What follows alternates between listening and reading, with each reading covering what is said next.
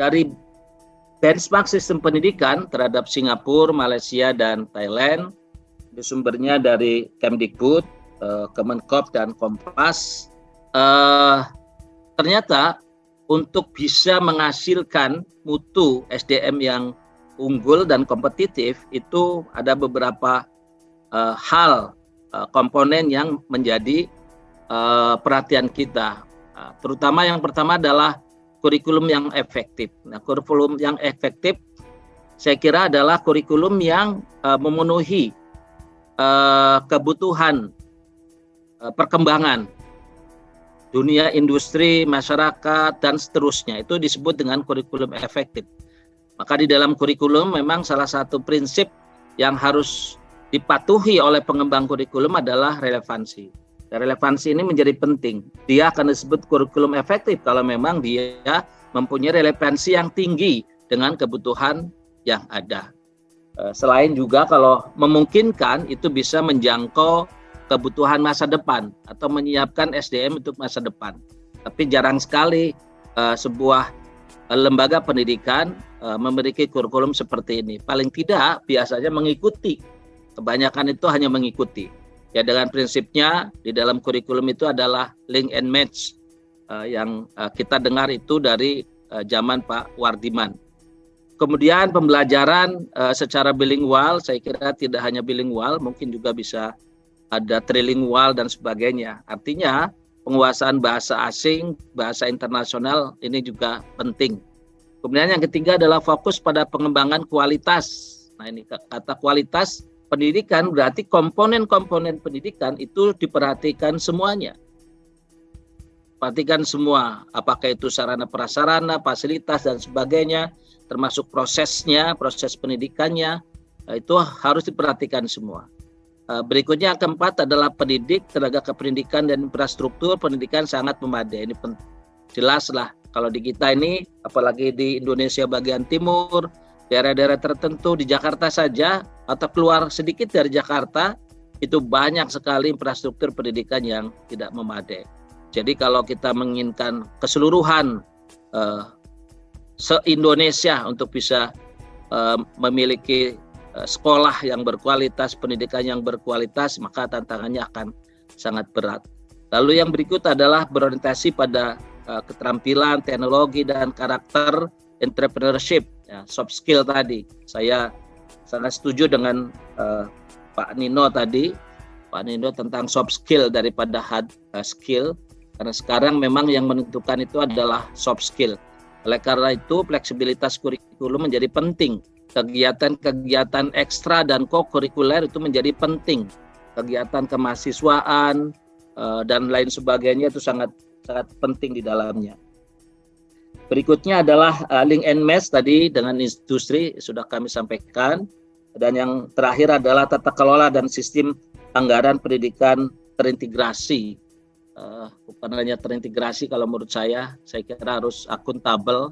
Semua anggaran yang disediakan itu harus bisa menghasilkan output terbaik, tidak sekedar terintegrasi dari sistem pengelolaan keuangan, tetapi juga belanja-belanja itu harus menghasilkan output. Kebanyakan, mohon maaf ya, kita belum mengukur secara keseluruhan, tapi sinyalemennya bahwa banyak belanja itu tidak efektif, bahkan tidak menghasilkan output. Bahkan ya namanya kegiatan-kegiatan perjadin terlalu banyak, tapi outputnya rendah. Nah, ini juga satu keluhan ya di kita. Baik, selanjutnya saya tidak usah itu Mas, yang tadi saja, karena yang akselerasi saya paparan secara lisan saja. Ini terinspirasi dari paparan, kembali yang tadi aja Mas, kembali yang tadi.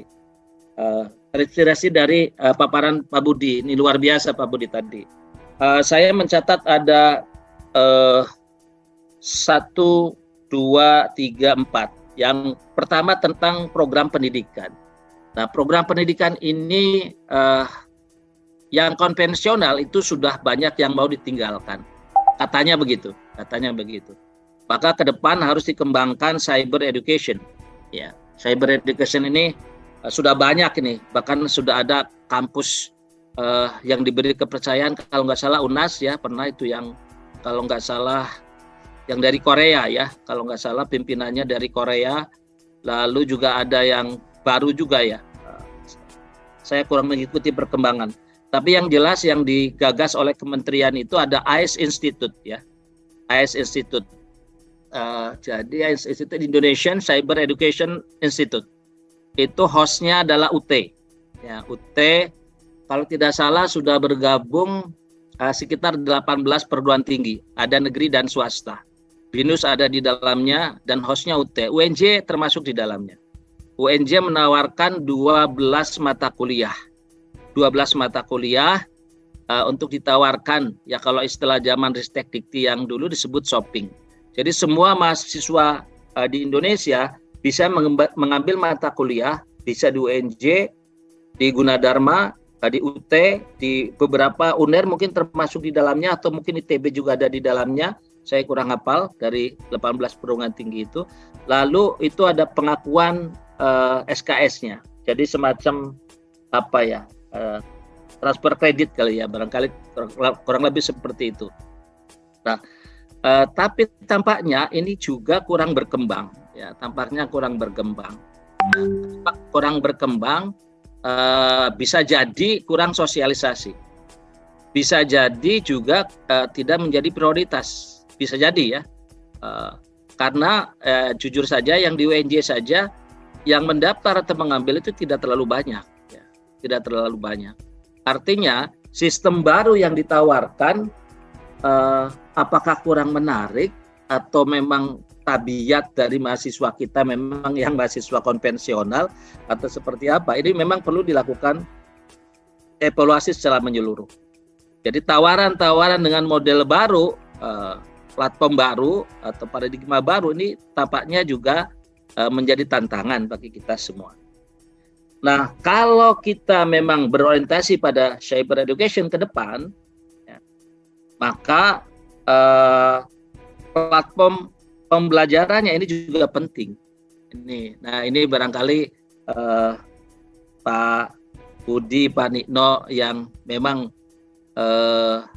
passionnya atau bidang keahliannya di situ, barangkali bisa juga berkontribusi atau mendongkrak sistem pembelajaran yang ada di Indonesia sekarang ini.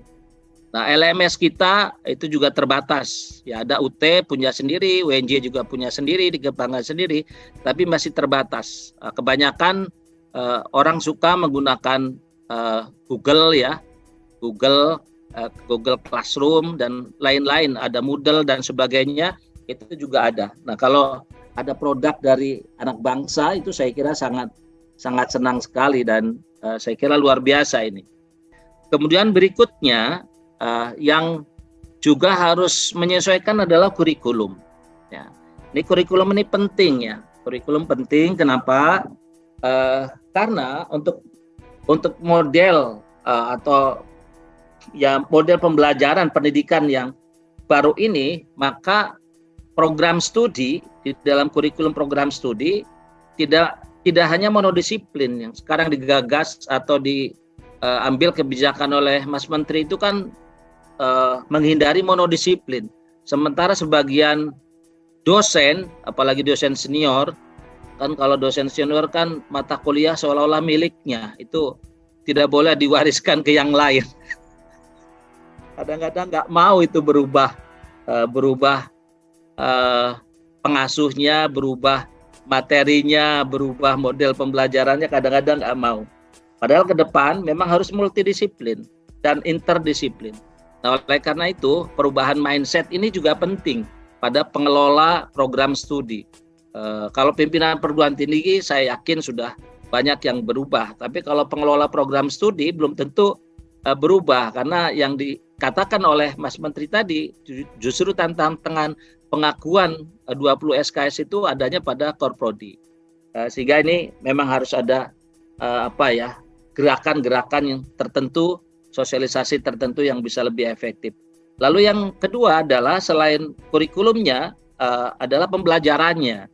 Ya, pembelajarannya ini juga penting. Ya tadi dikatakan kalau sudah cyber itu harusnya orang belajar di mana saja, kemana saja.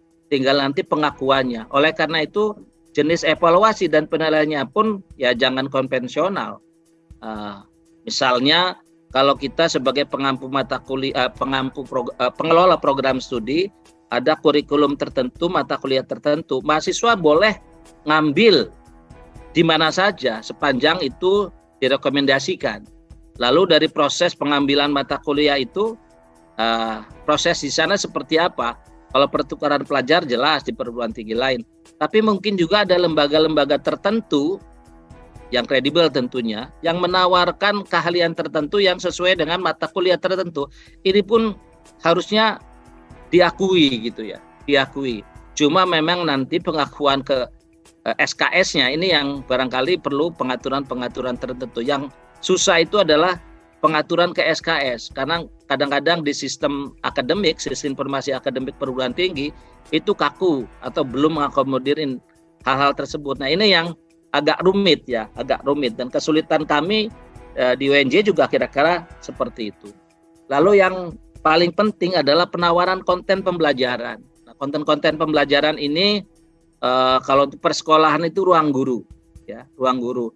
Lalu kami juga kerjasama dengan Pesona Idu. Ya, Pesona Idu itu Pak Hari, mungkin Pak Budi atau Pak Nino kenal Pak Hari. Pak Hari ini pengembang konten-konten pembelajaran yang multimedia ya, multimedia. Bahkan beliau itu dipakai di Singapura. Jadi pengembangan konten pembelajarannya itu ada basis kantornya di Singapura dan dipakai oleh persekolahan di Singapura.